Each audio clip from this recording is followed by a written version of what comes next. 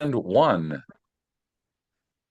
Well, hey, Dave Molenda here, Positive Polarity Podcast. Hope things are going awesome for you this week. I got a great question that is like one that we don't often think of. And so I'm excited to unpack this today. And the question really is about your branding and your marketing and your public relations. And the question really is, how strategic is it?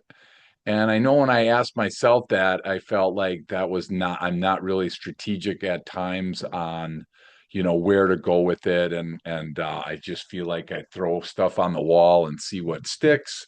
And if you're like me, then hey, you're in the right spot. And I found the guy that asked that question. So I'm honored to be hanging out with Gal Borenstein. How are you today, my friend? I'm very good. I look forward to our podcast. Awesome. Well, you are founder and CEO at the Borenstein Group. So fill us in on what is going on over there. Well, I founded the Borenstein Group, believe it or not, 3 decades ago or 30 years ago when I was making only $28,000 as a marketing assistant for a $20 million company that was in the telecommunication business, mainly business telephony, which at the time was kind of as new as a smartphone that Okay. integrated voicemail and telephones together for corporate. And I was hired as a marketing assistant because the owners, who were engineers, and that is Okay. still true for most engineering companies in the small to middle market, didn't really see the value or truly understood what branding and marketing and PR can do for them. It was always kind of the orphan child, or the kind of what we call overhead, essentially, that you cut Yeah. first. When you Right. think about anything to cut, marketing always get cut, and that has not changed. But to the point of how it got started because of three reasons. Being in the position of being a marketing assistant and needing resources, I had small agencies, ad agencies, branding agencies, and PR agencies, and I was kind of a client. And I got to see three things that really kind of together create kind of the triangle of success, if you will, of and the trajectory for how the Bornstein Group came about. The Okay. first is after the first meeting, when the president came to kind of tell us about his agency. Uh, what really happened is they never showed up again because we weren't going to spend $1 million, Sure. more like $5,000 or $50,000. The second, they sent Junior, literally a graduate from university, to say, I'm going to be your account manager, Sure. which meant they didn't really know much about their advertising industry. But the most important part, which was the third, is they didn't understand technology, and they didn't understand the fact that marketing technology, which is essentially marketing concepts that are very abstract and complex, and you have to try to make it into something that is usable and something that people will resonate with on the outside, where they Sure. don't have the opportunity to spend an hour and then understand what XYZ slash B means. So they need a name like Platinum or whatever it may be. Sure. So seeing all the disservice, if you will, or being ignored in the kind of emerging then small to mid-sized market, which kind of flipped the economy. If you remember the days of IBM and three or four other companies that ruled 80% of the Sure. employment. Sure. But I saw the trend where everything is going to flip. And I said, well, what if I can create an agency that really kind of focuses on serving technology companies, and we're going to be affordable, and we're going to basically compete where no man's land is, where by the big agencies, I tell them, well, if you want a big agencies, go ahead. But if you want the CEO to actually show up, not to the first meeting, but to actually work with you. And Sure. typically, I try to kind of appeal to business owners and CEOs, no matter what the size of the company. That really kind of what started the Born Group. Yeah. So our Wow. tagline from the beginning was making creativity a science, Sure. which was acknowledgement that because we work with engineers, engineers think in a linear fashion, which is the only way to produce something. If you remember, Laverne and Shirley, and you see Hmm. kind of those cans on the production line. If you didn't Yep. have that in a linear process, all those cans will or bottles will basically fall off the chain. But Sure. at the same time, for in marketing, you have to think about the 1% idea that will shape your brand and the client's brand in that case, and do it in a way that really focuses on how do you basically make that the point of reference, the shiny object that people Yeah. will look. And that's really kind of how it started. And 30 years later, our principles have not changed. Yeah. Uh, our company accolades went from a startup to being one of the top 500 agencies in the country and Nice. one of the top 50 business to business and business to government, which refers to government contractors that do a lot Sure. of the drones and military technology. And we're located right outside Washington, D.C. And that gives us a good market. But the initial kind of the why was all about the fact that people didn't measure anything.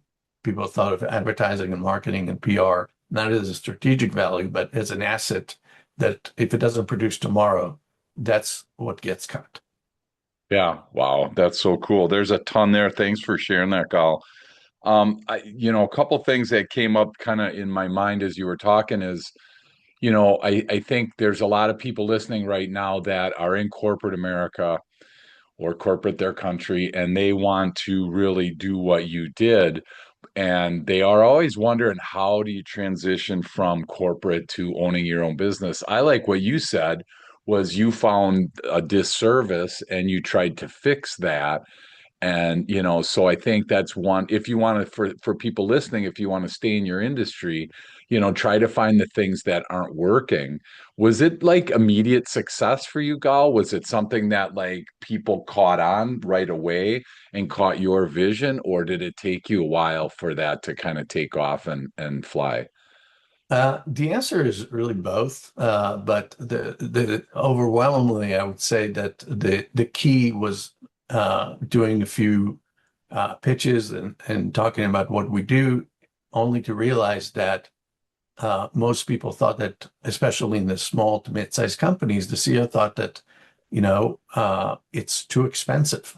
And the Yeah, perception of being too expensive prevented them from saying, let's try it, let's do a pilot, let's do anything. So I literally looked at the price of and the salary of a receptionist. And I said, what are you paying your receptionist? And at that sure. time, we're talking about 1992, Yeah. 1994. Think about that time frame coming out of the recession of when George Bush the first was in office. And Okay. interestingly enough, it was $18,000. That was a good Okay. salary for a receptionist at the time. Okay. And since I was making $28,000 a year at the company that I was working for, when I kind of start going to those pitches and meetings with CEOs that I told them, what we do is work with you, with technologists, and help you Yeah. get the product to market so people understand it on a sixth grade level, on a fifth grade level, whatever it is Sure. that it takes to get to the bottom line. And my value proposition was very simple. After you heard all the strategic values that we'll get and delivery points that we promised to deliver, if you can't afford it, it's no good. Yeah. So how about you think about your receptionist salary and we'll start with a contract for $18,000. And if you see that it works in 6 months, we can revisit, see what other needs you have. And if not, fire us. Because if we're not doing the job that we think we can do, that's okay.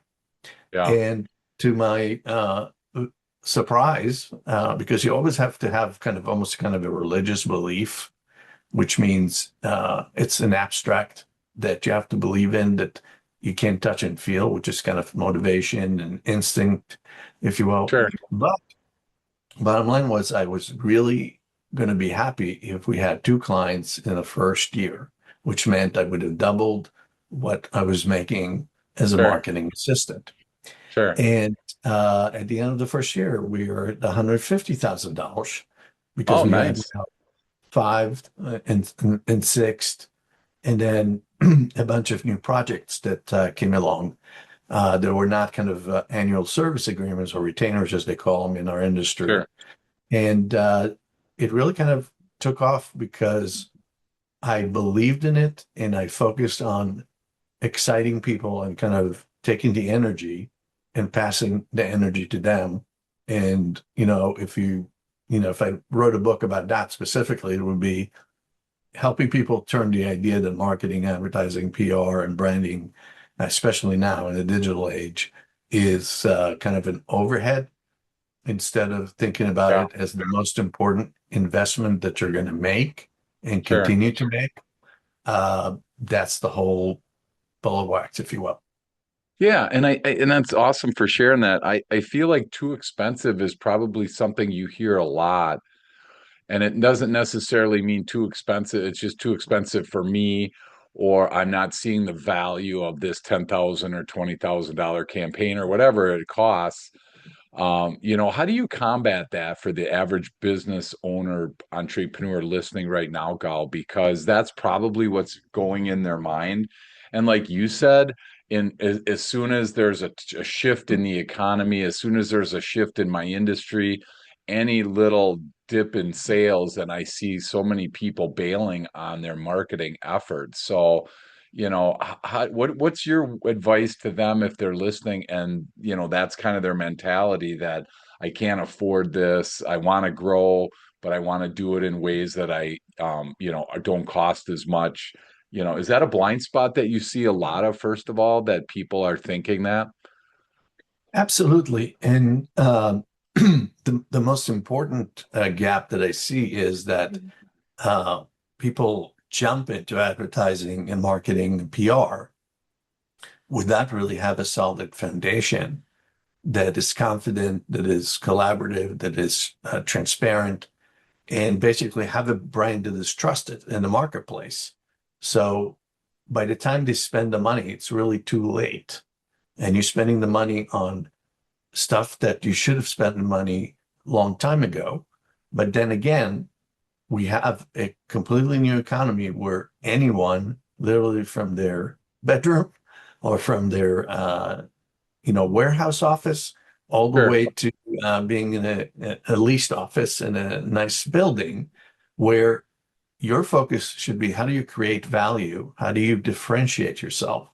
And then show me 5 or 10 clients that you should be able to get after being maybe a year in business Yeah. that are not only willing to be your reference, they're willing to be your brand ambassadors and tell people whether it's a customer testimonial, if it's um, a video testimonial, or just would you be a reference for our company because your company is Sure. just like my client company that I'm looking Sure. to impress. And that's really the strategic mistake that most small to mid-sized companies make and entrepreneurs make it. They either focus on the product, if you will, you're focusing on making your product better or your service better, but you're not Okay. connecting the dots to the idea that there's got to be an audience of listeners or viewers, or for that matter, of buyers, whether it's a specialty coffee shop that is much better than Starbucks, or it could be an engineering firm that specializes in cybersecurity. The rules are pretty much the same, although they're different industries. At the end of the Sure. day, if people don't trust the company, they are likely to be in a too late position to be turned around. And that's where you see that when money gets involved, banks give you a loan, venture capitalists invest in you. The first thing that happens if you're not the business owner, uh, who did they get rid of? The CEO. Yeah. And why did they get rid of the CEO, which is typically also the founder? Because they realize that it's kind of a personal jail that was created where, yes, the entrepreneurship and the idea is great, but there was no plan to brand the company behind just anything other than just doing a logo and a Sure. tagline. That's not going to make a difference. You can call the company Boo Boo, and it would not make a difference. And case in point, Yahoo, nobody understood what it was. Google, nobody understood what it was. It actually Yep. had meanings, but it was only kind of an inside joke about Sure. what they meant. So everything that you do in branding and marketing and public relations and now in digital, it's all about taking control of your narrative and creating a plan where you really are able to create something that is differentiated from your competition. Yeah. And if I may elaborate on that, Yeah. the single most important thing is to always look at yourself, especially when you're kind of the David of the world, you're not the Goliath, if you will, Sure. is to Yep. really think of is really to think about it as I'm never going to be able to beat the IBMs and the Microsofts and the biggest cybersecurity company or the biggest bakery, but I can find a niche within that environment, and that niche could be so specific, but still has champions in the marketplace that say, I hate, K-cups, for example. And you come up with a new K-cup that is completely different in its acidity and its flavor. And you see a lot of these startups that are trying to do that. Sure. Um, you take that, but you build something that can say, we produce X, Y, and Z. And this is, by the way, a formula that everybody should listen to and write it down on your sticky note or mental note, if you will. The way you know that you have a brand is when you're able to say, regardless of the company, is we produce X, Y, and Z. Unlike our competitors, we do it better, faster, cheaper, whatever attribute you want to attach to it. Sure. Okay. That's the formula. If you're unable to articulate that, you need marketing help. Sure. If you're not able to throw spaghetti against the wall with multiple, unlike the competition, that's how you win. Gotcha. Well, and I think you bring up a great point, and it's interesting. So, entrepreneur listening, average business owner right now probably wouldn't go and tackle anything that a CPA would tackle. Probably definitely not doing anything that an attorney would go and do. So we have no problem hiring a CPA. We have no problem hiring an attorney. But the marketing thing, Gal, it feels like, well, I can do that myself. I'm kind of creative. I know how, I know this Canva or I know this, whatever it is. And do you feel like a lot of people look at marketing as if I build it, they will come type of thing, the field of dreams, where it doesn't really matter my message. I have something, and I just put it out to the world. It just feels like marketing is like something I can do myself, like marketing 101 I can do on nights and weekends. Do you see that a lot around in your travels around the country?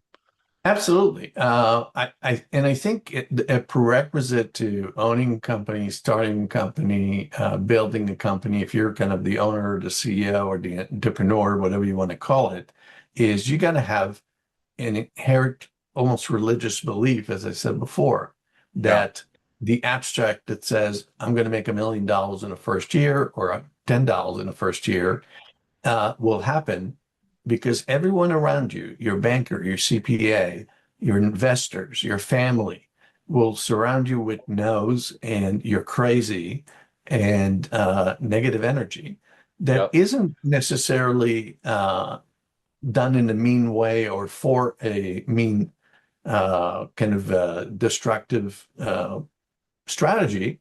It sure, really is to give you some reality checks. And because they never tried it and never been successful, they assume, well, you're part of our lifeline, if you're in or bloodline, then sure, everybody was union, so you can't be an entrepreneur. right, And it's quite the opposite. Be the first.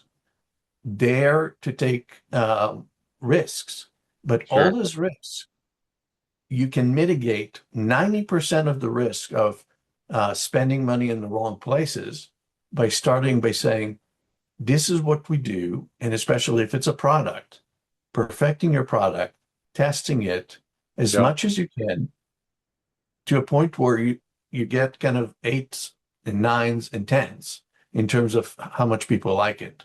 And it shouldn't Sure. be your family that tells you how much they like it either, because Right. they're not going to give you the cr constructive criticism that you need to have in order to build something. And if it's a service, what is the service that you're offering? And what, again, are you differentiating about it that would make sense? Yeah. People don't do that in my experience, as much as they should. They just Sure. go on Dun and Bradstreet or ChatGPT now, and they say, "Well, how many people are selling this new popular shirt?" Yeah. And it says, "Well, 3 million people are buying shirts from J. Crew and other brands." And that's really the business plan. The business plan is to sell more shirts. Sure. And that's where you know that you failed, or somebody else should be your friend and tell you it's not enough. The Yeah. shirt that you're selling could be in the same line of business as the other brands where you might want to go and buy a shirt, but your shirt has to be unique, whether it's a feature, whether it's a nuance. And by the way, a good example for everybody to kind of relate to is really kind of the shirts that are kind of what we call business casual, that have a little tag at the bottom, uh, that have become an empire because they basically took that problem of knowing that people don't like to tuck their shirt into their Sure. pants Yep. when they're going out on a date or they're going out with their family or when it's casual business in the office, Sure. and you really don't have to, that's not the culture of that company. Right. So Untuck It is exactly an example of smart entrepreneurs that were able to say, we're going to create a kind of a form factor for the dress shirt Yeah. that would have something that you'll be able to wear with jeans. And guess what? 5 or 6 or 7 more years in business, they're the number one brand, and their shirts still cost $80 and $90, which also define who they're going after. They're not Sure. going after somebody who's potentially buying just at kind of Walmart or Target or wherever you can get a quality Right. shirt, Sure. but it doesn't have that little thing at the bottom. So Sure. Untuck It created an audience that nobody believed will pay $80 for a shirt, because if you're in the middle class, I don't think many people have that money to spend, especially when you Sure. need 3 or 5 shirts a week, right? Yeah. And if No, you absolutely. do, you would you think about it as kind of a nuclear cockroach that will survive for the next 5 years, and you know that doesn't work. You put it in the laundry, the shirt shrinks. There's no magic in that. But Sure. you're buying a status. You have an expensive shirt, you have a unique look, and it's Yeah. just another shirt. The only difference is that convenience factor for corporate workers that went from this is what we do to here's how we basically grow it. And then by Yeah. trial and tribulations, they got there. Uh, Well, that's a really kind of a good example, because when sure. I never think that a shirt could go from an average cost of $40, when you even think about the starting of a high-end shirt, to Yeah. $80 and $120. And most importantly, everyone is trying to copy them. Right. Now there are multiple brands. They can't use the Untuckit brand name, Yeah. but they're calling it tuckless shirt and whatever. Well, and I think there's probably a lot of people listening here, Gal, that are too close to what they're doing. And so it's really hard to, get a constructive view of how to market this, of how to niche that, what do I do that nobody else does? That's a hard question. here in the Midwest, back in the day, there was a airline called Midwest Express that was owned by Kimberly Clark, and Kimberly Clark's a big, huge paper company, and they were flying around the Midwest with these big planes, and they were flying their team around and realizing that three-quarters of the seats were empty. And so they're like, why don't we just, fill these up? We're going from Milwaukee to Kansas City anyway. We'll just see if anybody wants to buy it. And, they were so unique. They had two across leather seating, all seats. So everything was first class. Pre 9/11, they had really nice meals, and they had, glass with wine. And I mean, it was just such a better experience. And then about 15 minutes before they landed, you're sitting there enjoying your day, and then you smelled something, and I'm like, boy, it smells like they're chocolate chip cookies. And sure enough, they're baking chocolate chip cookies on the plane, and giving you one as you're landing, and like it was just perfect. So when we talk about marketing, I'm always like, what's your cookie? What are you doing that nobody else does? That's a really hard question to ask. Is that where your group then comes in, Gal, to kind of help if I'm listening and I don't know Yes. what I do that nobody else does? Do you help us with that? Yes. So my agency and any agency that is worth a penny or a dime or a Bitcoin right now Sure. start the process by asking the client before you become really our client, what is unique about what you just described as the innovation to whatever market that you're going after. And we focus a lot Sure. on innovations in technology, but it doesn't really fundamentally change the fact that if you don't know what your differentiation is, the first thing that we have to do as an agency is be kind of the external voice of the prospects. We would interview existing customers of yours. Okay. We would then compare them to what people on the outside that have bought your product are actually saying. What we often find in this stage, which goes before the go-to-market plan, is that what you think people are buying from you and what people are actually buying from you could be 1,000 miles apart from each other. Imagine Gotcha. that your company and you as kind of the entrepreneur think that people are buying it because you have the best, let's say, cybersecurity software in a niche industry that protects laundromats. I'm just making it up. Um, the bottom line is, if the customers say we bought it because it's the cheapest system out there and doesn't have a lot of bells and whistles, but it does the job, you have a Sure. complete disconnect between what you think that people are buying versus what they're buying. And once we know that, it becomes kind of a benchmark to say, here are the things that we need to work on. Let's do the market research to see who are really your competitors. The most common answer that I get, which drives me nuts after doing it for 30 years and thinking that there are enough books out there and enough knowledge and enough Shark Tank type of shows that people Yeah. should be able to get that answer from. But what it is how do you do something without knowing who your competitors are and how do you basically bring it down to a niche? Because when somebody says, who are your competitors? And your answer is, it's IBM, it's Microsoft, you already lost the game.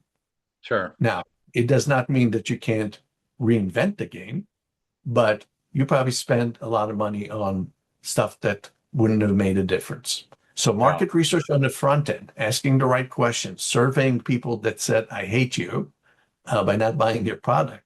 These Yeah. are the people that actually are your best friends.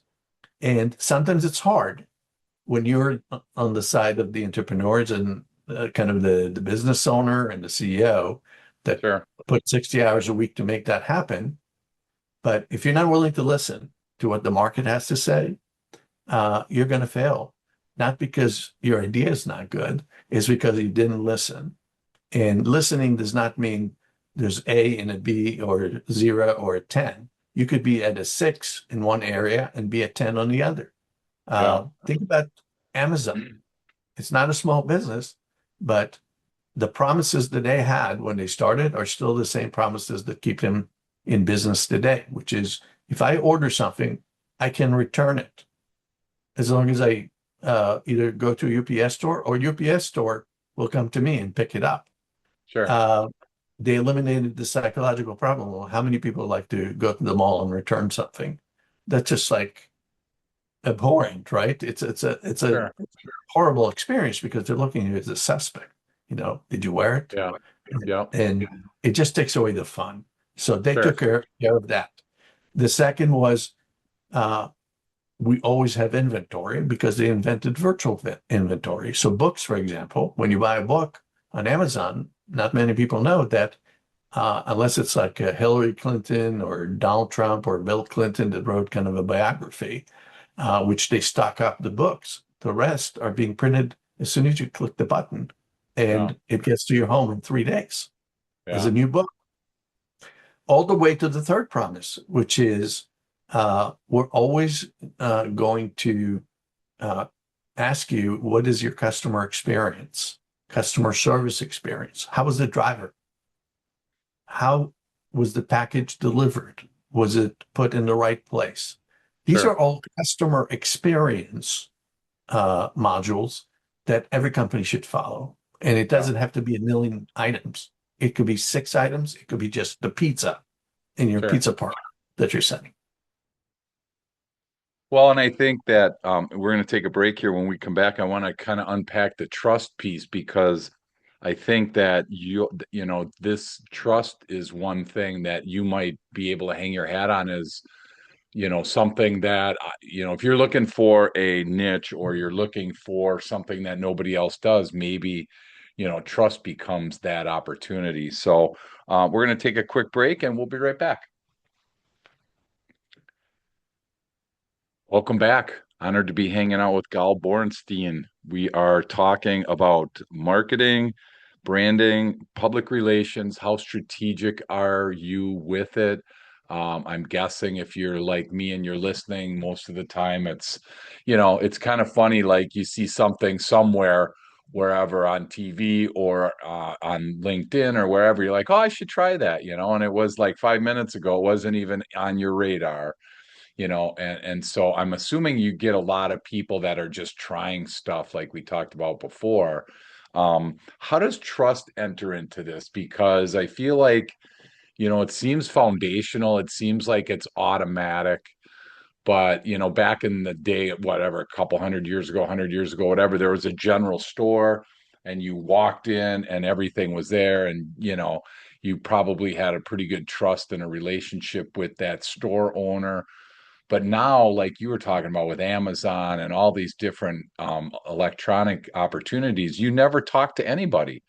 I mean, I can buy stuff now until I'm blue in the face and I don't talk to anybody. I'd much rather talk to people. But how in the world does a small business, like kind of introduce trust into their daily activity when it comes to their marketing? Well, the first kind of principle that I want people to think about is, as you said, trust has evolved over Right. time. Okay. And typically, trust was kind of a transactional trust where you go into, let's say, that Sam Drucker's general store on Green Acres. For those of you who weren't alive, that was kind of the community center, if you will, where everything for a small town, he had it.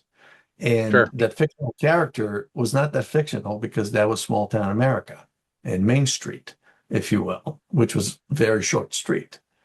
But fast forward to enabling technologies that started with emails, that started with fax machines, and kind of progressed all the way to having AI agents in your CRM, your customer relationship management, that are actually, doing a survey, and immediately when you buy, you get a questionnaire, and it says, "How did we do today?"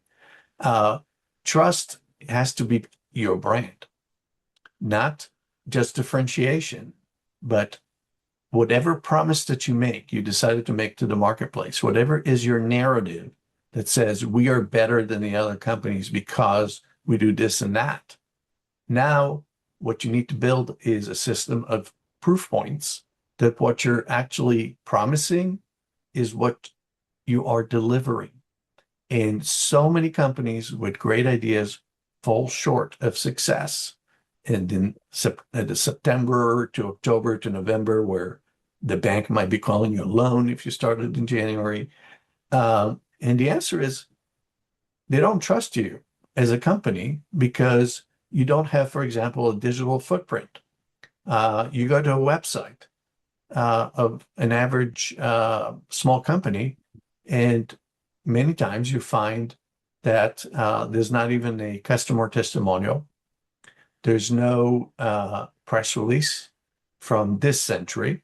Recently, I had the kind of opportunity, if you will, which Okay. I didn't enjoy, to tell CEO, hey, you have great, rich content, but I went to your press release room where you put all the new things that you do that you told Yeah. me about. And the last release was from 2019 in 2026.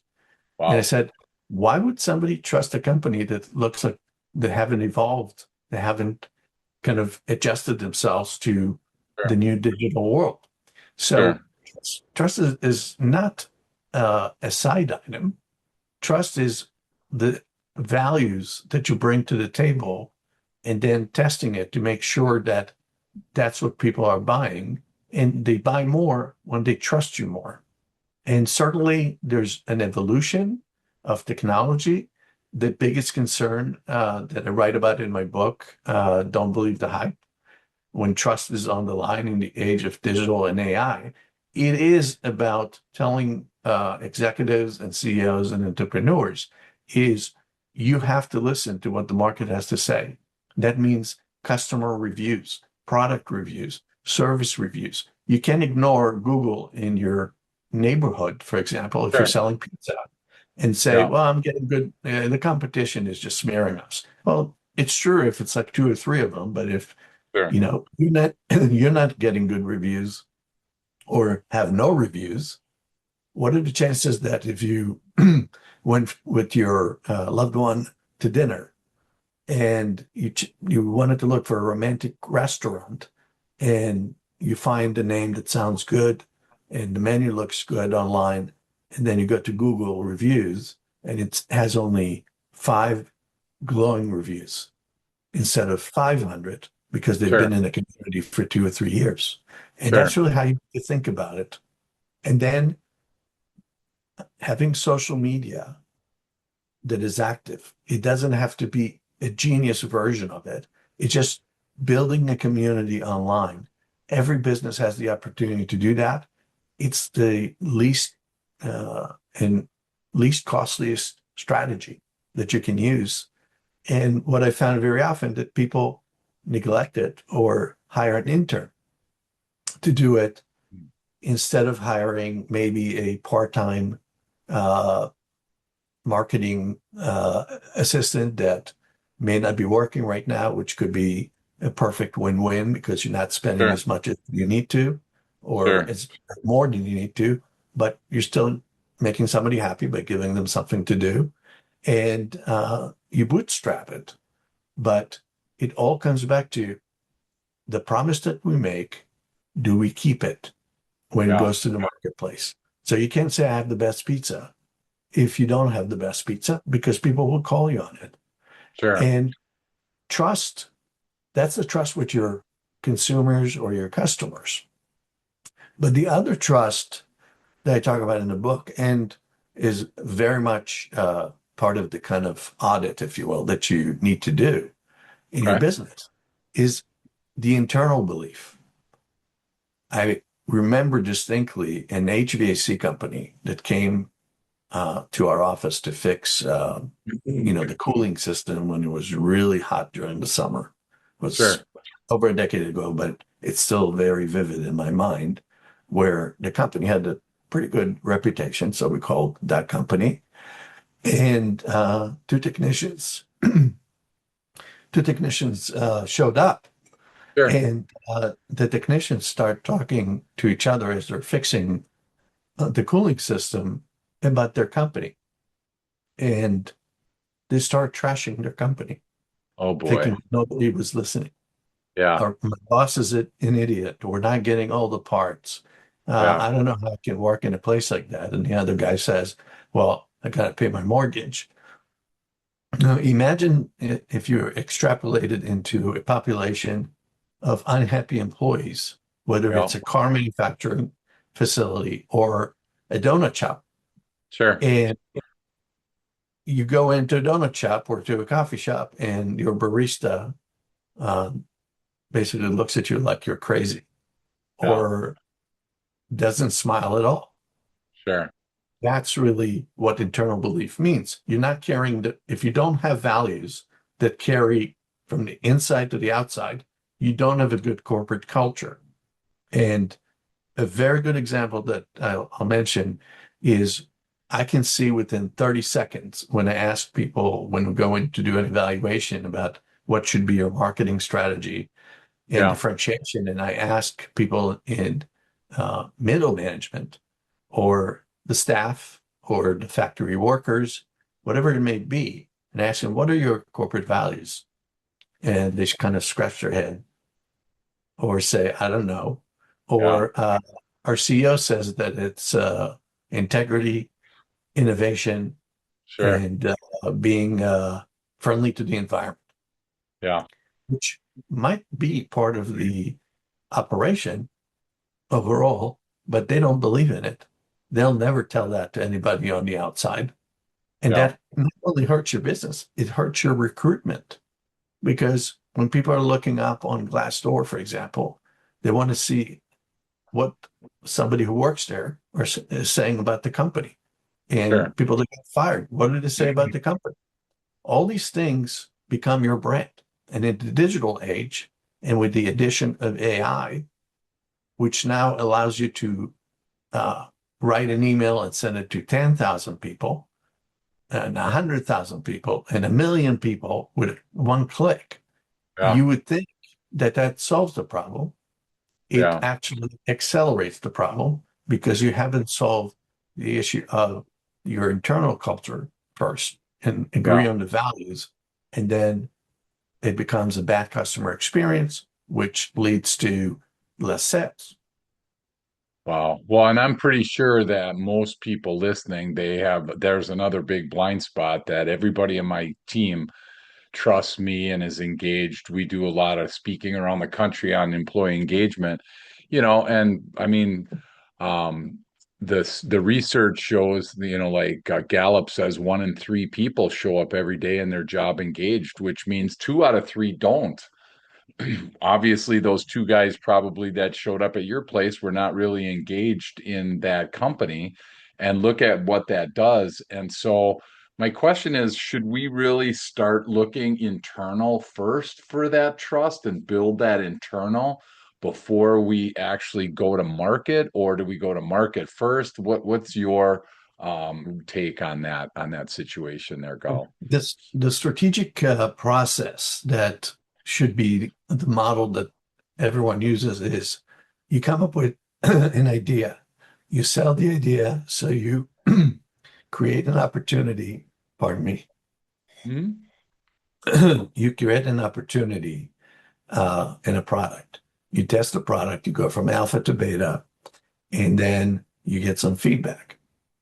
Now you have to hire employees and you have to tell the employees what this is all about and what's the aspiration, whether Sure. it's we want the next Starbucks or the next untucked shirt or the next cybersecurity that nobody can hack, whatever it has to be. Sure. First, make sure that your employees believe it and have proof points for them to show this really works and have them test your product. Because if they go out with not having that belief in place and the values that the company stands for, which one of them universally should be, we take care of our own. We Yeah. really take care of our employees. We do things that make it fun to work hard. All these different things should happen way before you start marketing. Sure. Because when you hire the salespeople and the business developers, they're hunters, and their job is to hunt from 100 feet away or Yeah. 500 feet away with uh, a shotgun and being a sniper. What if they're looking for the right target or the wrong target? Right. Has everything to do with what you trained them to do. So it's nice if they bring an elk to your office, right, for as a kind of a prize Yeah. uh, for taking down the elk. But what if the elk is a customer that is not your real customer? They Yeah. just bought it because of a promise made, but then you can't deliver. Sure. Only then you're able to delegate customer service and build a customer experience. And until you know that your customer experience in your design process and you tested it, even with 50 uh, potential customers, uh, you really don't have a brand. What you have is, I think I have a brand. And then if it goes to market and the business developers are basically believing that that promise is something that they can keep, Hmm. uh, then they get bad feedback. What do you think happens? They go back to the company and shut down and start basically only going by the script that the boss gave them, Sure. which kills the trust. So Sure. it's really important to think about the company as an organism. And in that organism, not everything is going to be perfect. And again, to be clear, I'm not advocating that when whoever is your marketing consultant, or for that matter, if you are your own consultant, uh, it's not all going to be 10, but whatever it's going to be has to be connected to progressive uh, motion where you can see things improving because you benchmarked it from the beginning. So maybe we're at 3 at name recognition when we launch, but later we become an 8. And then we Hmm. compare ourselves with other companies and say, how do we get to 10? How do we get to Sure. 12 out of 10? Yeah. Wow, that's awesome. There's so much here, Gala. We could talk about this all day. Two questions that I want to let you go as we start to land the plane. What would your tip of the day be today for somebody listening? Maybe it's something that we covered already that you want to reiterate. Maybe it's something we haven't shared yet. But what would your tip of the day be today? My tip of the day is as technology is taking over a lot of jobs that used to be kind of the bastion of knowledge in companies, uh, don't rush into implementing AI without knowing what the questions and the knowledge about the company that you have has been taught to the AI agent. So an AI agent could be a CRM or your Salesforce or whatever it may be. Okay. So we're doing it backwards. If you hire and implement AI and then teaching AI how to do things, well, you already launched it and it's too expensive to experiment if you're a small company. And Yeah. the second one, the other side of the coin, is the people that we always say, don't surround yourself with negative people. But at the same time, if you have negative customers, obviously somebody is going to be an a-hole and shouldn't Yeah. be your customer. But the average customer that gave you a bad review is the best opportunity that you have to have a conversation, to buy them coffee, to Yep. do a Zoom call, whatever it may be, because they're going to give you the real information that you're missing and that blind spot. Yeah, that's awesome. And I'm hoping for people listening that if you have an unhappy customer, if you have a bad review, look at that as a gift rather than a curse because, when everybody's saying, oh, this is awesome, it's really, I don't know about listeners and I don't know about you, Gal, but when someone says, I'm doing a great job, I don't really feel the need to change anything and improve and, grow. Whereas when somebody, when I speak around the country and I get a bunch of fives and then I get a four, I like focus on that four. I don't know why, that's probably just human nature. But it's like, think about something like Gal said, is that today's tip is maybe somebody isn't in love with your company. What a great place to be to learn more and to grow. So fantastic information there. Remember, the newest book that Gal's written is Don't Believe the Hype When Trust is on the Line. You can get that at Amazon. And for somebody listening right now that we sparked up something that they want to kind of continue this conversation with you, what's the best way, Gal, for people to connect with you? The easiest way is to really go to LinkedIn and type Gal Borenstein and invite me to your network and send me a message. And that is a courtesy offering that I'm making to your listeners. Know that if you have a question, go there and kind of hit me up and uh, send me a message and saying, we listened to your show and we have some issues that we need to deal with. What's the best way to kind of start it? There's no selling involved. There's just knowledge exchange is doing my part to the community of marketers. And Awesome. you can also, of course, visit borensteingroup.com and see some of the uh, solutions that we offer.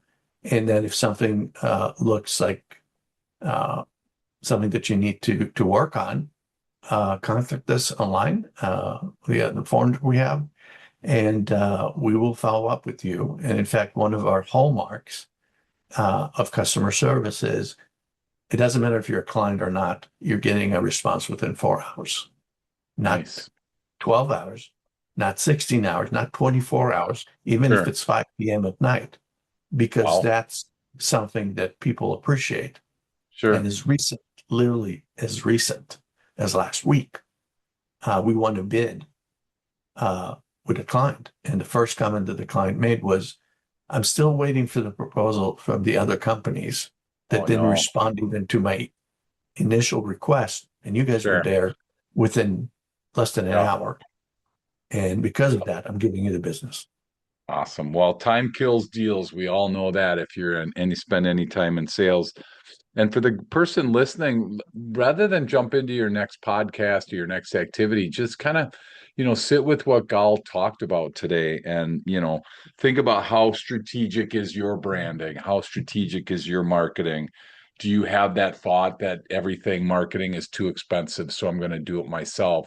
Whatever we talked about today, I just want to make sure that you're spot on with everything. If you're struggling with something, that's why we do this every week, and Gal would love to have a conversation with you. Again, as we talk about all the time, it's great to have an outside source look at it because to you everything looks great, and then you ask somebody on the outside, and there might be a blind spot that you have on your marketing. So again, avail yourself and connect with Gal on LinkedIn. Gal, thank you so much for hanging out with us. This was awesome. I appreciate the strategic side of branding, marketing, and the public relations. And hopefully now we have one less person in this world that's going to just throw stuff on the wall and see what sticks. They're going to be more intentional about it. They're going to call you, and hopefully you'll be able to help them. So again, thank you for everything that you're doing, and I will continue to learn from you guys. Thank you so much for inviting me to the show. And again, I want to reiterate that the listeners to your podcast will get a response. So take it seriously. If you have a problem, you can reach out, courtesy discussion, and that's the value of listening to your podcast. Awesome. Within 4 hours, too. If he doesn't do it, you guys call me because then he's going to Call, owe me something. So, absolutely. Hit me over the head. yes, exactly. Well, thanks, Gal. Have a great day.